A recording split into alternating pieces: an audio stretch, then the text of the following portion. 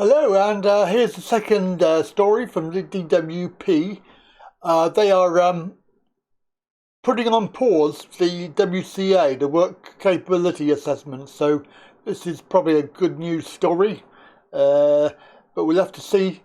We'll have to look at it and see, won't we? Let's have a look. So obviously, this Disability News Service, the story there, the headline: Mounting Evidence of Assessment Crisis, as DWP halts WCA reassessments.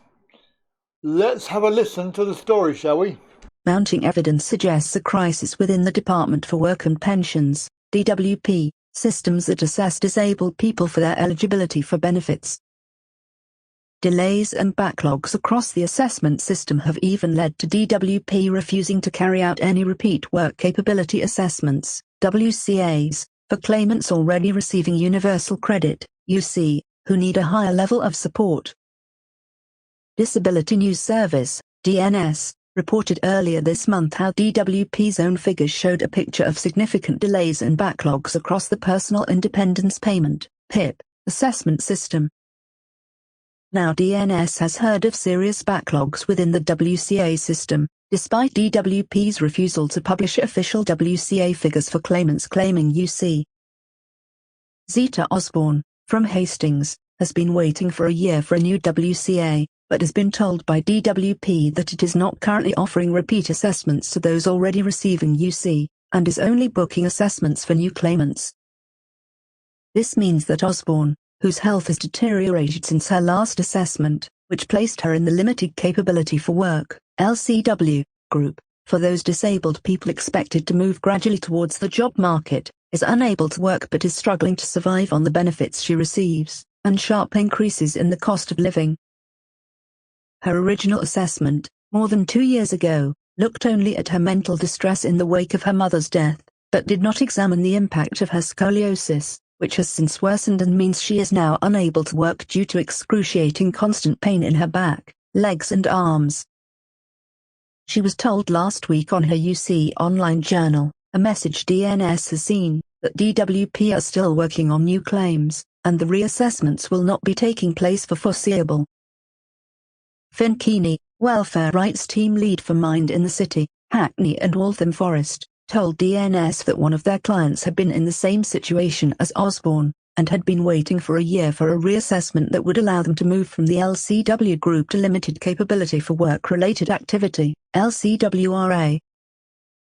This would entitle the client to a higher rate of support, and less stringent conditions. He said his colleague had been informed by DWP staff that they were not currently reassessing people with LCW.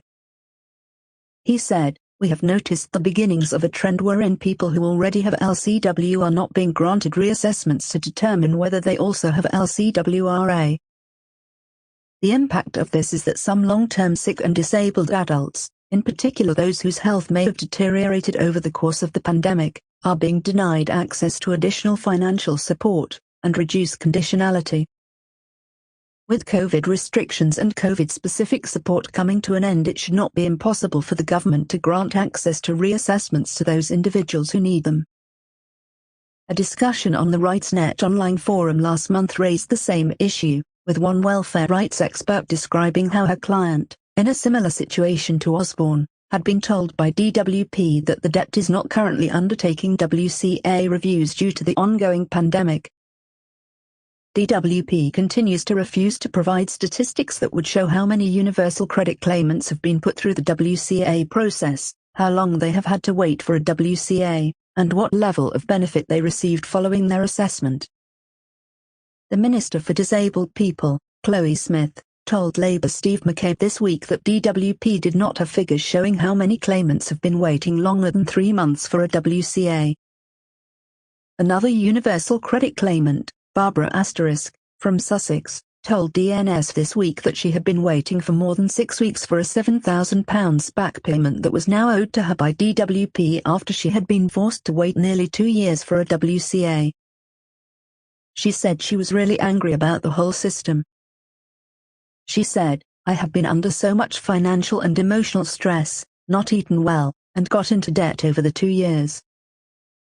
I tried to claim PIP 3 years ago too but failed that, mostly due to not enough evidence. I haven't got the physical or emotional strength to go through that again. There are many people being treated like this and it is so wrong. At 51, I could be dead before they pay out. Meanwhile, there is also growing evidence of problems within the PIP assessment system.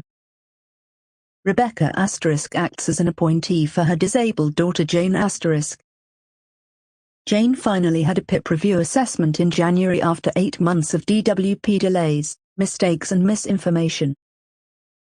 But when she received a copy of her daughter's assessment report, Rebecca realized it was seriously inaccurate and was likely to lead to her daughter losing her PIP support.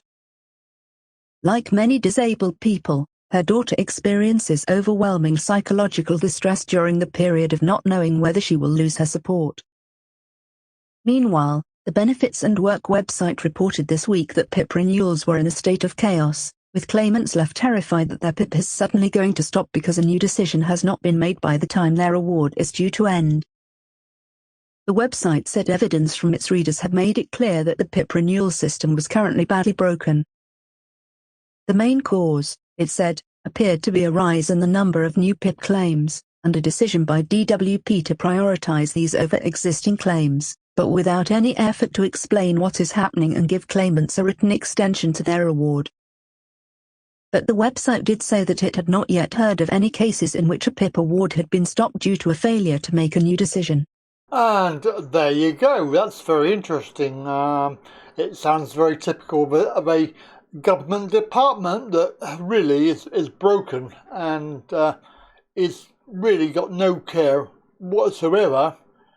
But you know what can you do? You're bound by the system that you're in, and of course their focus is not on disability, is it? We all know that. It's definitely on something else, i.e. making loads of money for themselves, because that's what it boils down to. I firmly believe that.